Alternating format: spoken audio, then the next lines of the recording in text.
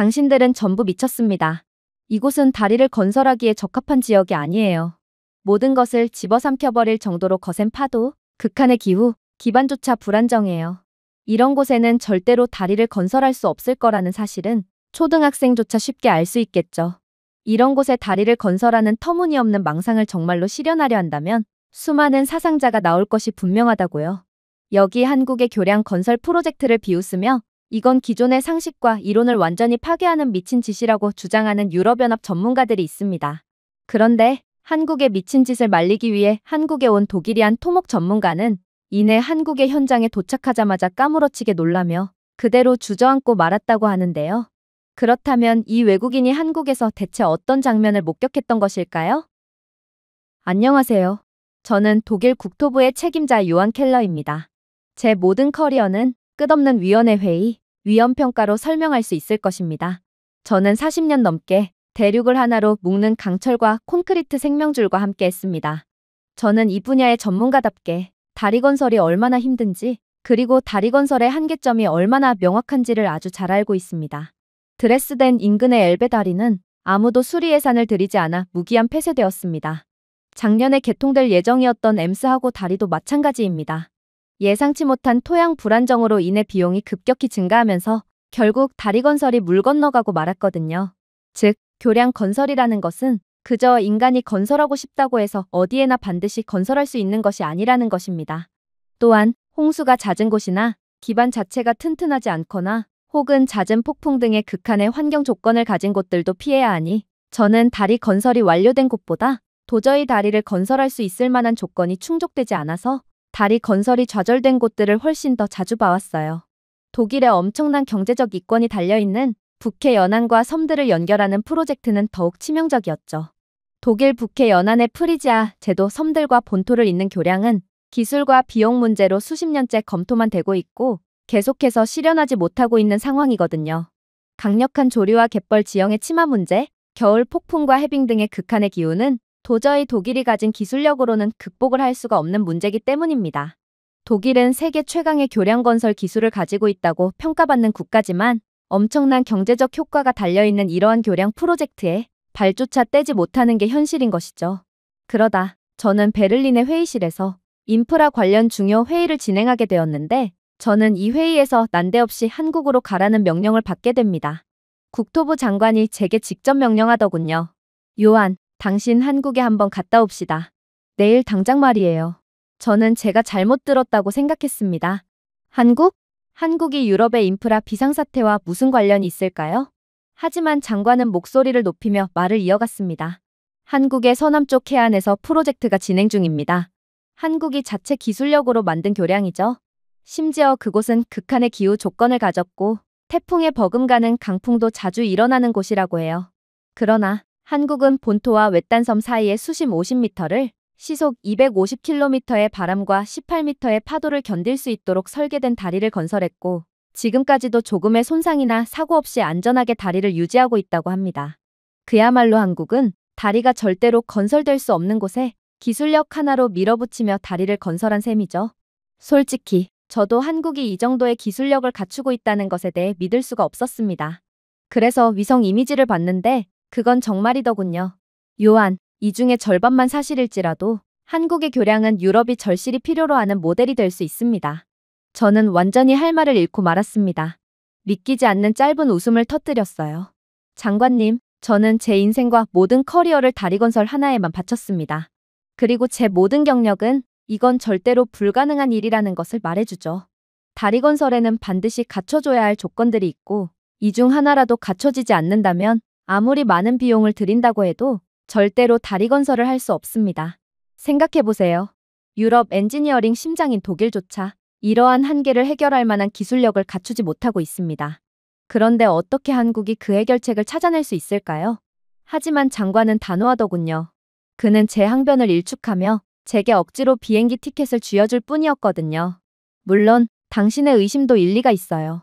하지만 이건 교량 분야에서 독일에서 가장 권위 있는 당신만이 할 수 있는 임무입니다. 한국의 자연을 초월한 다리 건설 기술력이 진짜인지 아니면 그저 영리한 마케팅인지 확인하고 오세요. 독일뿐만 아니라 모든 유럽연합 국가들이 지켜보고 있습니다. 한국이 정말로 자신들이 주장하는 것을 가지고 있다면 세계는 문명의 미래를 재편할 수 있어요. 그동안 기술력 부족으로 인해 번번이 좌절되었던 모든 교량 건설 프로젝트를 재개함으로써 상당한 경제적 이익을 취할 수 있단 말입니다. 얼마 전까지만 해도 TV와 K-팝 앨범 수출로 더 잘 알려진 한국이 지금 토목 분야에서 세계를 선도하고 있다고 말씀하시는 건가요? 저는 황당함을 넘어 분노까지 느끼게 되었습니다.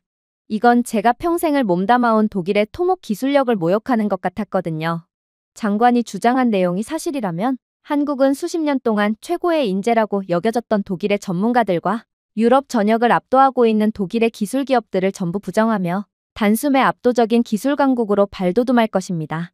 아마 수많은 기술 수주를 독차지하며 그야말로 달러를 쓸어 담으며 세계 최강의 부유한 국가가 되겠죠. 그러나 깊고 폭풍우가 몰아치는 바다를 정밀하게 건너는 다리를 만들어낼 수는 없을 것입니다. 자연을 거스른다고요? 그것도 한국이 말인가요? 하지만 이런 불평에도 제가 할 수 있는 건 아무것도 없었습니다. 이건 장관의 직속명령이었고 아무튼 저는 24시간 내에 한국으로 떠날 운명일 뿐이었어요.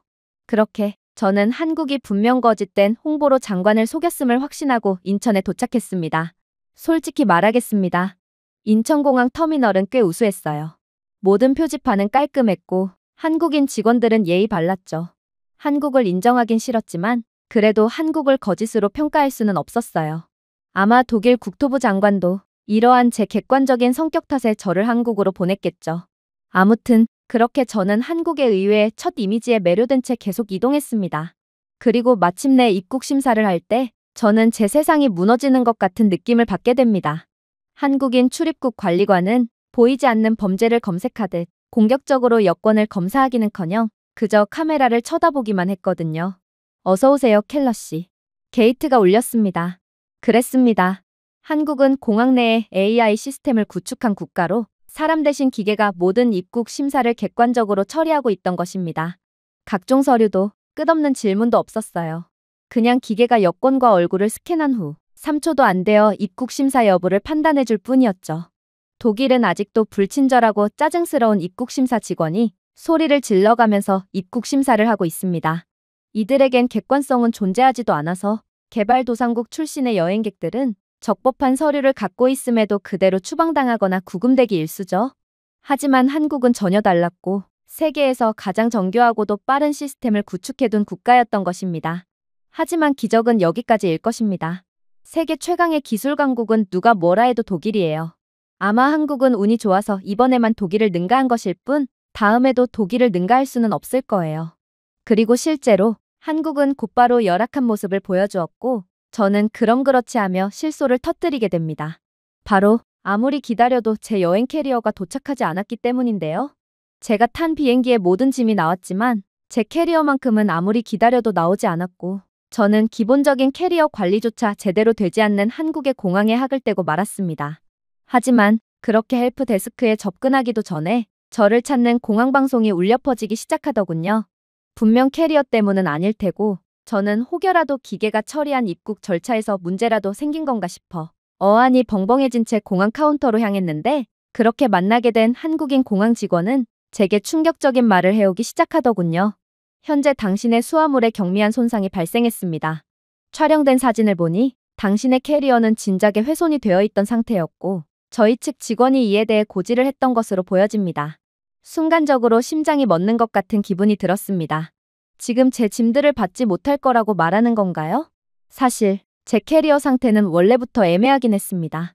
유럽 공항 직원들은 마치 승객들의 캐리어를 분풀이 샌드백쯤으로 여기는지 시도 때도 없이 캐리어를 던져대거든요. 그래서 제 캐리어는 지퍼도 제대로 안 닫히고 말 그대로 툭 치면 그대로 고장나버릴 것 같은 상태긴 했어요. 그러나 긴급한 일정 탓에 시간이 없었던 저는 이번 여정까지만 캐리어가 버텨줄 것을 기원하며 고장난 캐리어를 억지로 가져왔던 것입니다. 그러나 결국 한국에서 일이 터진 모양이었습니다. 캐리어에는 이번 한국 파견에서 사용할 각종 서류와 장비들이 들어있는데 저는 제 안일함 때문에 파견을 시작함과 동시에 망할 위기에 처해버렸어요. 하지만 한국인 공항 직원은 곧이어 충격적인 말을 덧붙이더군요. 손상된 캐리어에 짐을 넣어갈 수는 없을 테니 당신의 호텔까지 캐리어 내부의 내용물을 전부 보내드리겠습니다. 당신의 짐은 24시간 내로 배송될 것입니다. 저는 심장이 멎는 것 같은 기분이 들었습니다. 도대체 이 한국인 직원은 무슨 말을 해오는 것인가요? 독일에서는 공항 직원이 대놓고 캐리어를 뒤져서 귀중품을 빼가고 있고 이에 대한 증거가 존재하더라도 모르쇠로 넘어갑니다. 그러나 한국에서는 제 부주의로 인해 문제가 발생했음에도 공항 측은 저를 위해 모든 짐을 호텔까지 배송해주는, 그것도 24시간 내에 배송을 해주는 말도 안 되는 서비스를 제공하고 있었습니다. 한국은 정말로 장관이 말했던 독일을 아득히 능가하는 국가가 맞았단 말인가요? 저는 그저 완전히 어리빠진 채 계속해서 이동할 뿐이었습니다. 저는 전라도까지 향하는 긴 여정을 떠나야 했지만 기차나 버스 대신 택시를 이용하기로 했습니다. 한국 공항에서 여러 충격적인 경험을 한 저였기에 이번에는 한국을 있는 그대로 완전히 느끼고 싶다는 생각이 들었거든요. 어쩌면 한국은 외국인들이 있는 곳에만 보여주기식으로 수준 높은 모습들을 갖추어 놓은 국가일 수도 있기 때문입니다.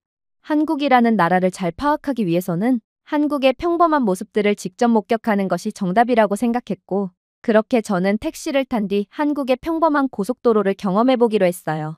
고속도로의 포장 상태나 택시 너머로 보이는 각종 인프라들은 꾸며내고 싶다고 꾸며낼 수 있는 것이 절대로 아니기 때문에 저는 어쩌면 이 경험을 통해 한국에 대해 완전히 알 수 있을 거라고 생각했죠. 물론 전라도까지 가는 택시 비용은 상당했으나 어차피 출장비로 택시비를 지불할 수 있으니 상관없었어요. 그야말로 제겐 공짜 택시인 셈이었죠. 그런데 저는 한국의 택시를 탑승하자마자 경악을 금치 못할 경험을 하게 됩니다.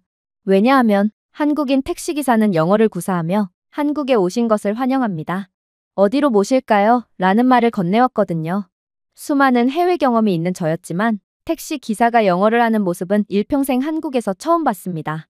아무리 제가 잡은 택시가 공항 택시여도 그렇지 한국의 수준은 제가 상상하는 것을 훨씬 상회하는 상황이었어요. 하지만 정말로 충격적이었던 부분은 따로 있었죠. 제가 전라도에 있는 호텔 주소를 알려주자 그는 고개를 끄덕이며 말하더군요. 내비게이션에 목적지를 입력하겠지만 화면에서 다시 한번 확인해주세요. 대시보드에는 경로, 예상시간, 심지어 통행료까지 표시되어 있었습니다. 이 시스템은 GPS 방향뿐만 아니라 혼잡 예측, 사고 업데이트, 추천 우회 경로 등의 실시간 교통 데이터와 통합되어 있기까지 했기에 저는 그저 까무러칠 수밖에 없던 것입니다. 도대체 이건 무슨 저 세상에서 온 기술력이란 말인가요? 한국의 운전자들은 전국의 도로교통 상황을 실시간으로 전부 꿰뚫고 있고 AI가 추천해주는 경로대로 늘 가장 빠르고 원활한 경로만을 지날 수 있다는 것인가요? 아무리 유럽 최강의 기술 강국인 독일이지만 독일에서조차 이러한 미친 수준의 기술력은 꿈도 못 꾸고 있기에 도로에서 사고라도 일어난다면 이러한 사고 상황을 알 리가 없던 모든 운전자들이 경로대로 해당 고속도로에 쇄도를 함에 따라 끔찍한 지옥 상황이 벌어지고 맙니다. 그러나 한국은 정말로 독일을 능가하는 세계 최강의 기술 강국인지 이러한 상황을 기술력 하나로 애초에 극복한 상황이었어요. 실제로 고속도로에서 대형 교차로에 가까워지자 택시 운전기사는 전방에 경미한 사고가 발생할 수 있다는 경고를 받았어요. 국가교통관제센터와 직접 연결된 차량의 내비게이션이 즉시 경로를 다시 계산하여 단 몇 초의 지연 시간으로 대체 경로로 안내하더군요.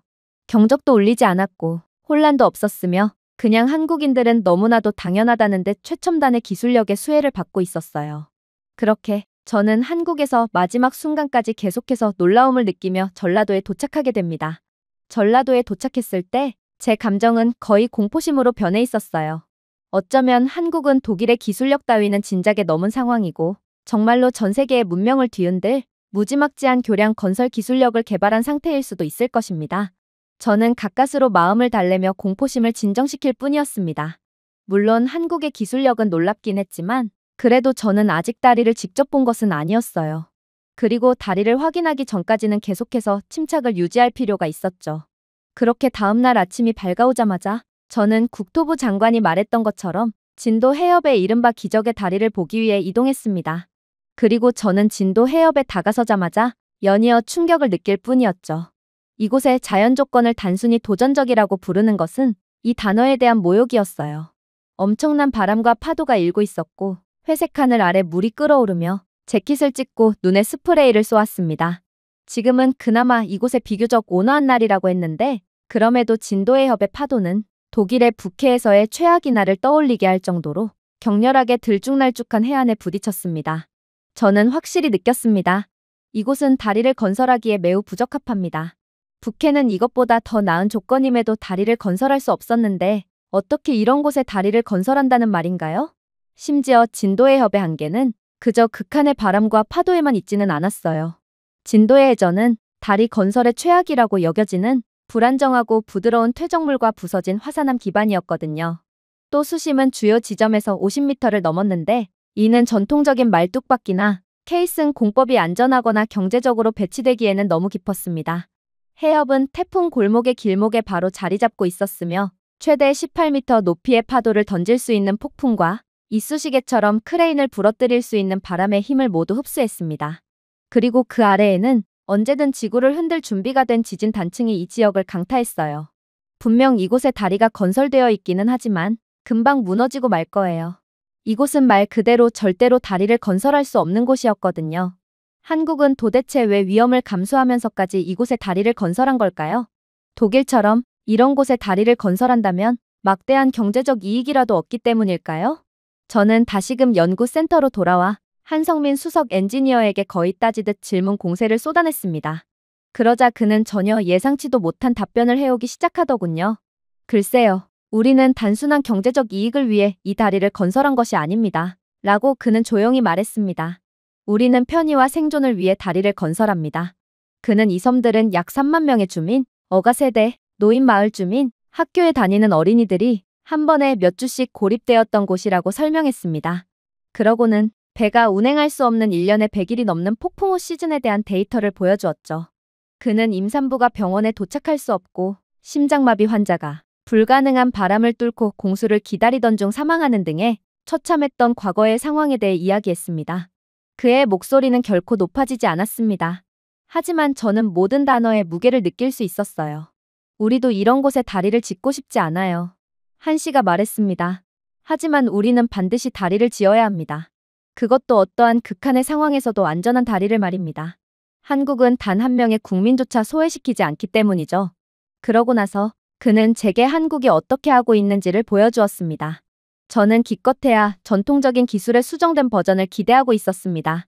대신 화면에서 보고 나중에 바다에서 본 것은 숨이 멎을 정도로 충격적이었습니다. 다리의 기초는 단순한 말뚝박기의 문제가 아니었습니다. 한국 엔지니어들은 초고강도 복합 케이슨과 골절된 해저를 잡는 지진 연동 조인트를 결합한 하이브리드 앵커링 시스템을 개발했습니다. 각 세그먼트의 위치는 사람의 추정이 아니라 AI 기반 지리 공간 매핑 시스템을 통해 결정되어 물살의 변화에 대비해 실시간으로 배치를 수정했어요. 설치 선박은 조선업에서 차용한 자이로스코프 안정화 기술을 사용하여 주변이 부풀어 오르더라도 안정적으로 유지하더군요. 그리고 각 조인트, 각 플레이트는 모듈식 교체를 위해 설계되었는데 필요한 경우 세그먼트별로 완전히 닫히지 않고도 시간이 지남에 따라 스스로 안정될 수 있었습니다. 이건 기존의 교량 건설 메커니즘을 완전히 뒤엎는 혁신적이고 천재적인 공법이었어요. 도대체 한국은 어떻게 이런 기술을 창조해낼 수 있었을까요?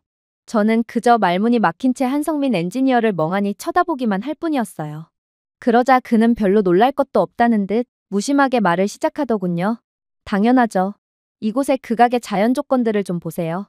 평범하고 전통적인 방식으로는 이곳의 다리는커녕 말뚝조차 못 박을 거예요. 그러나 한국에 불가능한 것은 절대로 없답니다. 이게 바로 한국이 후발주자임에도 기존의 강대국들을 전부 추월한 이유죠. 한국은 일단 해보고 되나 안 되나를 판단합니다. 우리는 이론을 깨부수는 것을 좋아하거든요. 그렇게 저는 이번에는 다른 눈으로 해협을 바라보았습니다. 이 다리는 자존심을 위해 자연을 거스르는 것이 아니었습니다. 저처럼 외국인 방문객에게 깊은 인상을 남기는 허영심 많은 프로젝트도 아니었죠. 폭풍이 오랫동안 찢어놓았던 삶을 하나로 묶는 것이었습니다. 한 섬에 사는 어머니가 제때 의사에게 다가갈 수 있도록 하기 위해 만든 다리였습니다. 학교가 먼 꿈이 아니라 일상의 현실이 될 것이라는 것을 알고 있는 아이, 마을이 사라지지 않을 것이라는 것을 알고 자신의 고향에 남기를 선택한 어부, 한국은 자랑할 다리를 건설하는 것이 아니었어요. 그리고 한국은 유럽처럼 자본주의와 개인주의에 찌들어 돈을 위해 기술을 개발하는 국가가 아닌 생명과 인간의 기본권, 다른 사람들의 편의를 위해 기술을 개발하는 국가기에 늘 한계를 뛰어넘고 세상을 놀라게 할 수 있었다는 것도 깨닫게 되었습니다. 결국 저는 한없이 부끄러움을 느끼고 그저 고개를 푹 숙일 수밖에 없었죠. 독일은 옛 명성을 들이밀며 허세를 부리고 있지만 현실은 모든 면에서 한국에 뒤져 있던 거였거든요. 그러나 저는 아직까지도 한국에 대해 잘 모르고 있었습니다. 한국이 저를 진정으로 경악의 도가니에 빠뜨린 날은 따로 있었거든요. 제가 한국이 무엇을 건설했는지 진정으로 이해한 날은 자연이 최악의 상황을 던진 날이었습니다. 뉴스에서는 시속 210km가 넘는 바람이 불고 4층 건물보다 높은 파도가 몰아치고 있다고 설명하더군요. 저는 약 3만 명이 거주하는 작은 섬 진도와 본토를 연결하는 대교 아래 바다가 갈라지는 것을 지켜보며 안전한 전망대에 섰습니다. 그리고 무자비한 자연의 힘 앞에 한국이 건설한 다리는 도저히 버티지 못하고 그대로 쓰러질 것처럼 보였어요. 당연했죠. 그 어떤 기술력이 총동원되어도 이 정도의 극한의 바람과 파도는 절대로 버틸 수가 없을 거예요. 하지만 폭풍이 아무리 거세져도 한국이 건설해 놓은 교량은 움찔하지도 않더군요. 바람이 나무를 반으로 구부리고 기둥에 표지판을 찍고 낚싯배를 장난감처럼 바위에 부딪히게 만들었지만 다리는 마치 폭풍이 성가신 바람에 불과한 것처럼 우두커니 서 있었습니다. 그리고 응급 차량이 다리를 건너는 동안 다리는 강하게 버티고 병자와 좌초자를 대피시키고 사람들을 안전한 곳으로 급히 대피시키는 것을 도와주었습니다. 결국 저는 이 믿을 수 없는 상황에 실성한 듯 웃고 말았습니다. 유럽이라면 우리는 분명 아주 다른 장면을 보고 있을 뿐이겠죠. 독일 다리 위에 이런 폭풍이 몰아친다고 상상해보세요. 당국은 애초에 강풍이 처음 예보되자마자 다리를 폐쇄했을 것입니다. 폭풍이 다리를 무너뜨리자마자 쓸모없게 펄럭이는 들어가지 마세요. 표지판이 바람에 날아다니고 있겠죠. 드레스덴 근처의 엘베 다리만 해도 경미한 홍수로 지지대가 손상되어 거의 1년 동안 폐쇄된 적이 있어요. 또는 단 한 번의 폭설로 낡은 매트리스처럼 처진 프랑스 북부의 강철다리, 관절 이음부에 얼음이 쌓이면서 무너진 네덜란드의 작은 강 다리 등 유럽이 만든 다리는 한국에서 발생하고 있는 자연재해의 5분의 1도 안 되는 규모에도 쉽게 무너지고 맙니다. 하지만 여기 한국에서는 그저 한국의 평범한 기술력이 들어간 교량 하나가 대부분의 유럽 다리가 3초 만에 무너지는 조건 하에서조차 안정적으로 유지되고 있었습니다. 무엇이 달랐을까요? 저는 다시금 한성민 엔지니어를 찾아갔습니다. 그리고 놀라운 설명을 듣게 되죠. 한국이 건설한 다리의 기둥은 그저 두꺼운 콘크리트 기둥만 있는 것이 아니었습니다. 안반 깊숙이 고정되어 있었기 때문에 폭풍으로 인해 흔들릴 수가 없었어요. 내부에는 거대한 쿠션처럼 작동하는 충격 흡수기가 있어 파도와 돌풍의 힘을 분산시켰습니다. 그리고 다리는 물에 힘 대부분이 부딪히지 않고 그 아래로 지나가도록 설계되었습니다. 즉, 한국이 지은 다리는 자연과 정면으로 싸우려고 하지 않았던 것입니다. 그리고 그것이 모든 차이를 만들었죠. 정말 천재적인 방법이었습니다. 한국은 애초에 인간은 자연을 절대로 이길 수 없다는 것을 알고 있었고 자연의 힘을 거스르지 않으면서도 그 힘을 흘릴 수 있도록 설계했던 거였어요. 덕분에 한국이 사람들을 위해 건설한 다리는 기적을 만들어낼 수 있었습니다. 진도에 사는 7살 소녀는 고열로 인해 숨도 쉬기 힘든 상황이었어요. 헬리콥터는 이런 극한의 날씨에는 날 수 없었기에 유일한 희망은 다리를 건너 폭풍을 견뎌내는 구급차뿐이었습니다. 그리고 한국이 건설한 다리는 자신의 맡은 바 역할을 수행했고 소녀는 본토 병원에 도착하여 목숨을 건질 수 있었어요. 저는 한국이 건설하는 다리를 더 이상 구조물이라고 부르는 것을 멈췄습니다. 정말로 한국이 건설하는 것은 생명줄과 다름이 없었거든요. 돈과 경제적 이익 이상에 숭고한 것이었습니다. 하지만 이러한 감동도 잠시, 저는 이 다리에서 뭔가 이상한 점을 느끼게 됩니다. 다리를 볼 때마다 뭔가 알 수 없는 이질감을 느껴서 뭔가 싶었는데 알고 보니 다리에 걸려있는 속도 제한이 실시간으로 바뀌고 있더군요. 도대체 이게 무슨 상황이란 말인가요? 저는 깜짝 놀라 한성민 수석 엔지니어를 찾아가 다시금 따지듯 질문 공세를 퍼붓게 됩니다. 그런데 그는 눈 하나 깜짝하지 않고 충격적인 이야기를 해올 뿐이더군요. 간단합니다. 다리 곳곳에 있는 센서는 풍속, 온도, 차량 무게, 발로 느낄 수 없는 작은 진동까지 확인하고 있거든요. AI는 이러한 모든 정보를 수집하여 실시간으로 의사 결정을 내립니다. 바람이 너무 많이 불 때면 AI는 자동으로 속도 제한을 조정하여 도로의 디지털 표지판에 업데이트를 게시합니다. 심지어 한국이 자체 기술력으로 개발한 AI 시스템은 문제가 발생하기 전에 미리 예측하여 유지보수팀을 파견하기까지 하고 있고 작고 사소한 문제가 크고 비싼 수리로 전환되기 전에 손쉽게 문제를 해결할 수 있도록 하고 있죠. 저는 이젠 놀라기도 지쳐 한숨을 내쉴 뿐이었습니다. 도대체 한국은 어디까지 앞서 있는 국가란 말인가요? 저는 이러한 한국과 독일의 현격한 기술 격차에 완전히 입을 다물고 말았고, 그렇게 저는 한국에서 완전히 기절초풍한 채로 황급히 독일로 돌아왔습니다.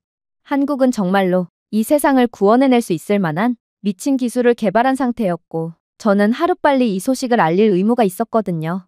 저는 숨 돌릴 틈도 없이 긴급회의를 소집했습니다. 방은 고위관리, 엔지니어, 고문들로 가득 찼는데 잔뜩 기대에 찬 얼굴로 저를 쳐다보고 있는 국토부 장관 말고는 대부분의 사람들은 회의적인 표정을 지으며 저를 쳐다보고 있더군요. 한국의 다리는 분명 화려하지만 궁극적으로 유럽의 경험과는 비교가 되지 않는다는 것만한 태도였죠. 저는 조용히 프레젠테이션을 시작하며 한국이 자체 기술력으로 만든 대교와 이 대교를 강타한 폭풍, 그리고 그 후 단단하게 서 있는 다리의 사진을 손대지 않은 채 보여주었습니다. 몇몇 사람들은 운이 좋았을 뿐이라며 진지하게 받아들이지 않더군요. 하지만 저는 객관적인 사실을 공유할 뿐이었습니다. 한국이 만드는 모든 교량은 시속 250km의 강풍을 견딜 수 있도록 설계되었습니다. 이는 독일이 현대사에서 기록한 어떤 폭풍보다 강력한 강도입니다. 최대 18m 높이의 파도를 처리할 수 있도록 설계되었죠. 지지 기둥은 유럽에서는 엄두조차 못 내는 깊이의 안반에 고정되어 있습니다. 건설 정밀도요? 각 구간은 5cm 미만의 오차로 배치되었습니다. 그리고 이 모든 작업이 지난 10년간 시도된 유럽의 어떤 프로젝트보다 40% 더 빠르고 30% 저렴하게 완료되었어요. 이래도 한국을 무시할 겁니까? 방은 조용해졌습니다. 한 남자가 어색하게 기침을 하더군요. 다른 남자는 앞으로 몸을 숙이며 찡그렸습니다.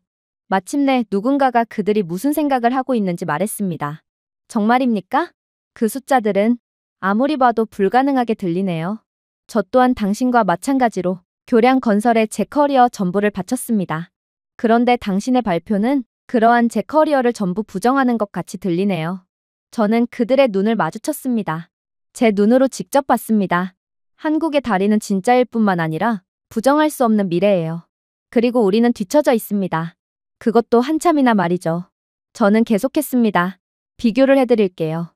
드레스덴의 엘베다리요? 시속 130km의 풍속조차 버티지 못합니다. 마인츠 근처의 라인다리요? 얼음 축적이 관절 이음부를 손상시키기 때문에 매년 겨울마다 위험의 이유로 임시 폐쇄됩니다. 이게 독일, 그리고 유럽의 현실이에요. 현실을 부정할수록 우리는 안 그래도 뒤처진 상황에 더더욱 뒤처지며 고꾸라지고 말 것입니다. 저는 이어서 아이의 생명을 구하기 위해 태풍을 뚫고 지나간 구급차 영상을 보여주었습니다. 배를 놓칠까봐 두려워하지 않고 자전거를 타고 학교에 갈 수 있었던 소년, 매일 본토에 신선한 어획물을 배달할 수 있어서 수입을 2배로 늘려 가족을 부양할 수 있었던 소상공인 어부들의 이야기를 공유했습니다. 그리고 마침내 저는 가장 아름다운 부분에 대해 이야기하기 시작했죠. 저 또한 한국이 새로 지은 다리를 처음 들여다보기 시작했을 때 이건 그저 사업 활성화를 위한 또 다른 대형 인프라 프로젝트일 뿐이라고 생각했습니다. 결국 그게 바로 우리가 다리를 건설하는 이유기 때문이죠. 공장과 시장을 연결하고 무역로를 가속화하고 궁극적으로는 돈을 벌기 위해서입니다. 당연했죠. 돈이 안 되는 일을 하는 바보 국가가 대체 어디에 있단 말인가요? 하지만 알면 알수록 더 분명해졌어요. 돈에 관한 이유는 적어도 한국의 이유가 전혀 아니었다는 것을 말입니다. 우리가 소위 말하는 바보 국가는 바로 한국이었던 거예요. 이 다리는 영리를 목적으로 건설된 것이 아닙니다. 한국은 전 세계에 깊은 인상을 주기 위해 설계한 것이 아닙니다. 그들은 그저 자국민이 단절되고 고통받는 것을 참을 수 없어서 건설했습니다. 배려와 의무의 행위였죠. 그럼에도 불구하고 한국은 처음부터 돈을 좇는 것보다 더 많은 존경과 경제적 이익을 얻었습니다. 독일에서는 효율성, 숫자, 계약을 위해 다리를 건설합니다. 그러나 한국은 사람들을 위해 건설했습니다. 그래서 그들이 성공한 것이죠. 정말로 한국은 올바른 이유로 옳은 일을 함으로써 예상보다 훨씬 더 많은 것을 얻게 되었습니다. 지금 이곳 브리핑룸에서만 해도 그렇죠. 한국이 엄청난 기술력을 개발했다는 것을 인지하게 된 국토부 장관은 한국의 프로젝트를 맡기는 대형 계약건을 준비하겠다고 밝혔고 막대한 규모의 수주 비용을 내걸었거든요. 그야말로 한국은 사람을 돕기 위한 이타적인 기술력을 개발했음에도 본의 아니게 이러한 기술력을 수출하며 막대한 이익을 얻을 기회를 얻게 된 것입니다. 독일의 대형 프로젝트 제안은 그저 시작에 불과했어요. 수십 년 동안 취약하고 낡은 인프라로 고군분투하던 국가들은 이제 한국이 불가능하다고 불렀던 것을 조용히 해결했다는 사실을 깨닫기 시작했고 한국에 줄을 서며 즉각적으로 프로젝트를 제안해 오기 시작했거든요. 각국은 한국의 교량 설계, 인공지능 시스템, 건설 방법을 원했습니다. 결국 한국 엔지니어링 기업들은 추가적으로 수십억 유로 규모의 계약을 체결할 수 있었어요. 네덜란드에서는 항구 전체가 침몰했던 폭풍을 견딜 수 있는 해상장벽 교량에 대한 계약이 체결되었고, 오래된 다리를 자랑스러워하던 영국도 조수가 상승하면서 피해를 입은 취약한 해안 연결을 확보하기 위해 한국에 도움을 요청했습니다. 이러한 세계 각국의 주문 쇄도로 인해 한국이 얻게 되는 수익은 엄청났지만 한국은 돈 이상의 세계의 신뢰라는 무엇보다도 귀중한 것을 얻었습니다. 한때 외국 기술의 소비국으로 여겨졌던 한국은 이제 다른 나라들이 자국민을 보호하기 위해 의존해야만 하는 선진국 중에서도 최고의 선진국으로 군림하게 된 것입니다. 그러나 한국은 이러한 기적적이고 감동적인 상황에서마저 더욱 예상할 수 없는 행동을 하는 그야말로 종잡을 수가 없는 국가였습니다. 이들은 더더욱 놀라운 행보를 보이기 시작했거든요. 한국은 부유한 국가들의 기술력을 수출하기도 했지만 형편이 어렵지만 튼튼한 다리는 반드시 필요했던 가난한 국가들에도 저렴한 가격의 다리를 건설해주기로 결정하며 인류애를 실천했거든요. 지속적인 거친 바다로 인해 아이들이 몇 주 동안 학교를 결석하기도 했던 태평양의 작은 섬나라가 한국의 손을 내밀었습니다. 폭풍으로 무역이 끊긴 후 시장이 텅 비어있던 동남아시아의 한 홍수 취약 지역에서도 한국의 전문성을 요청했습니다.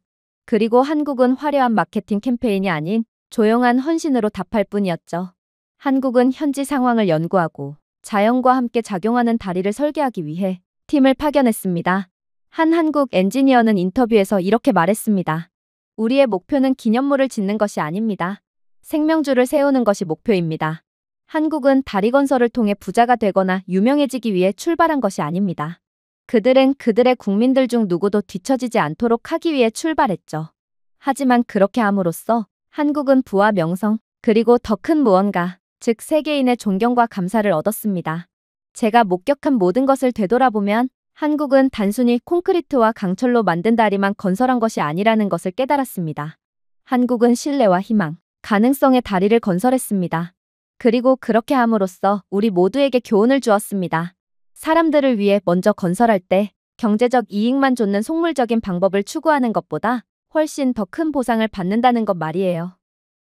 제가 준비해온 내용은 여기까지입니다. 끝까지 시청해주셔서 진심으로 감사드리며 여러분들의 구독과 좋아요, 알림 설정은 영상 제작에 큰 힘이 됩니다. 이상 세모튜브였습니다.